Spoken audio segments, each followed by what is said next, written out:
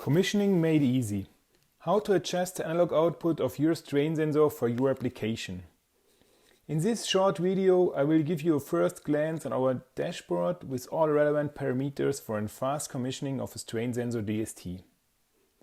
When using the strain sensor the first time together with our sensor suite, just click Find and Connect and the strain sensor will connect automatically to the suite. After seeing the USB master and the strain sensor, double click on the DST and here we go. Now just switch to the dashboard and click on the Add New Dashboard button and choose the DST strain sensor dashboard. And you will see all relevant information and parameters at a glance. In the first row you will find some manufacturer information. Then we have here the current strain value as a number and in the chart. At the moment 50 micrometer per meter for example. And with the TG and offset button you can do an easy tearing of the sensor and the strain value jumps to 0. And below you will find the boxes to adjust the analog output. Here you can define the analog value at a certain strain.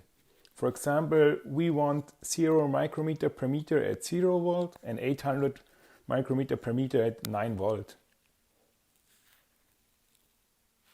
And at the right corner you can see the current device status. If your device is okay, you're out of specification or some maintenance is required. With doing the cyclic update, by clicking on the gear wheel you update the state and the device should be okay now. That's it with our standard dashboard. If you're missing something, you can of course create your own dashboard or simply extend the existing one by clicking on an empty field and selecting the appropriate value.